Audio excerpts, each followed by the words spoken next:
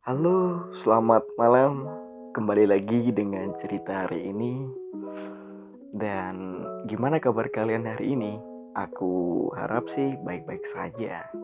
Dan sebelum kalian mendengar cerita hari ini, coba posisikan diri kalian dengan nyaman, dengan rebahan atau hanya sekedar duduk di sofa yang nyaman. Dan jangan lupa gunakan earphone kalian biar suara atau cerita dari cerita hari ini terdengar jelas di telinga kalian masing-masing. Baik, kali ini cerita hari ini akan membahas soal patah hati paling parah. Dan kamu yang baru secuil merasakannya, masa udah mau nyerah? Mau mati sih rasanya.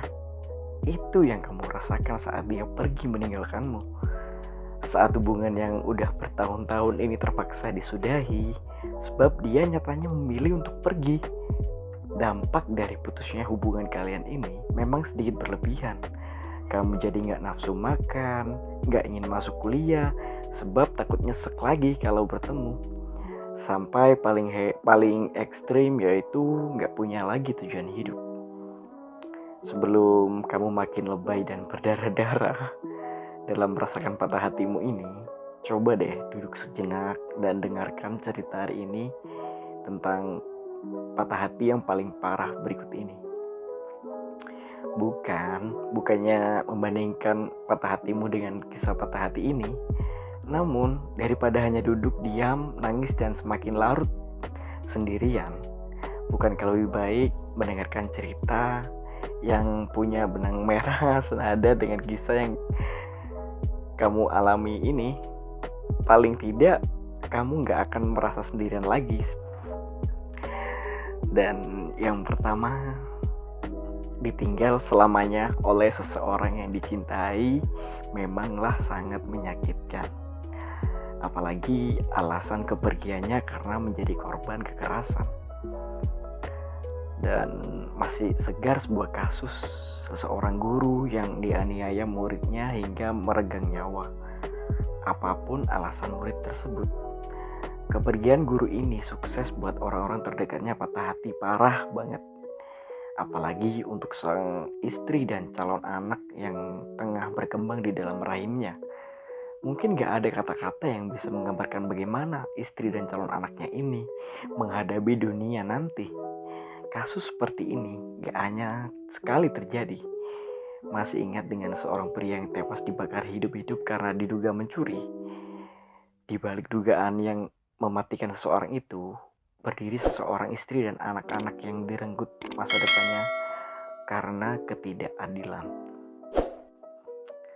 Dan cerita lagi yang kedua itu, tak ada yang lebih hancur daripada perasaan seorang ibu yang ditinggalkan sang anak yang telah berpulang setelah berjuang melawan sakitnya. Cinta dan sayang tak dipunya mereka yang tengah berpacaran saja. Mungkin kamu lupa bahwa sebenar-benarnya cinta itu dimiliki ibu untuk anak-anaknya. Kisah patah hati paling parah mungkin dimiliki ibu dan anak ini. Apalagi jika anak yang sudah 9 bulan dikandung harus rela dilepaskan akibat hal-hal yang di luar kuasanya. Akibat menderita sebuah penyakit misalnya. Ambil saja kisah Adam Fabumi yang viral beberapa waktu lalu. Akhirnya harus berpulang akibat trisomi 13 yang dideritanya. Kalau kamu belum tahu kisahnya, mungkin bisa dengarkan lagu Melawan Dunia yang dipersembahkan khusus untuk para anak-anak yang telah berjuang melawan penyakitnya. Dan yang ketiga, ditinggalkan pas lagi cinta-cintanya memang sakit luar biasa.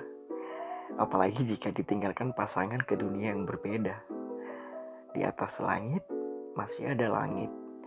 Selalu ingat bahwa kamu bukanlah satu-satunya orang yang mengalami patah hati saat lagi cinta-cintanya. Coba tengok kisah Habibie Ainun yang masih relevan untuk para generasi sekarang, atau kisah Widya dan Sopan Sofyan yang direnggut kebersamaannya lewat beberapa detik momen kecelakaan. Dan kalian belum seberapa dengan ini. Yang keempat, ditinggalkan dengan alasan jelas saja menyakitkan hati. Apalagi jika dia tiba-tiba menghilang bertahun-tahun selamanya. Ditinggal pas lagi cinta-cintanya memang sakitnya nggak kira-kira. Lalu bagaimana jika sudah ditinggal tanpa alasan atau dia hilang begitu saja? Kalau sekarang sih mungkin kayak ghosting gitu ya. Seperti kisah Munir yang tiba-tiba tewas di dalam pesawat atau Wiji Tukul yang sampai sekarang entah di mana keberadaannya. Mungkin kalau kamu jadi kerabat terdekat mereka seperti istri, anak, kakak, adik, atau bahkan orang tuanya akan merasa sebagian hidupnya hilang entah kemana. Terus cerita yang kelima ini saat rasa cinta harus dinomorduakan demi membela negara. Kamu harusnya belajar daripada istri, ibu, saudara perempuan yang ditinggal kaum veteran ini berperang. Gak ada salahnya kamu belajar dari mereka yang dipisahkan tugas dan kewajiban. Salah satunya mereka yang ditugaskan negara hingga kadang mengorbankan nyawa sendiri. Dan yang lebih membuat patah hati adalah ketika orang-orang terdekat terpaksa merelakan kepergian tersebut adalah kepergian untuk selamanya. Dan ada sebuah kisah dalam film The Notebook yang memang bikin banjir air mata. Percaya atau tidak, kisah ini benar-benar terjadi pada pasangan di Inggris ini. Salah satu film yang sukses buat orang-orang banjir air mata adalah The Notebook. Film tersebut menceritakan seorang cowok yang tetap menjaga cewek yang dicintainya meski si cewek telah lupa ingatan akibat sebuah penyakit langka. Percaya atau tidak, kisah lainnya The Notebook ini benar-benar terjadi pada sepasang lansia di Kent, Inggris. Phyllis, sang istri, menderita penyakit dementia dan harus dirawat di panti khusus. Meski ingatan sang istri perlahan-lahan hilang, Jack tetap mengunjungi Phyllis dan membaca sebuah cerita yang ia tulis sendiri. Cerita tersebut merupakan kisah cinta mereka di masa muda. Jack terus melakukan hal tersebut agar Phyllis tak melupakan hubungan mereka hingga pada akhirnya Phyllis tutup usia. Ya ampun, kasihan banget. Dari kisah-kisah terpatah hati itu mungkin kamu bisa ngambil pelajaran.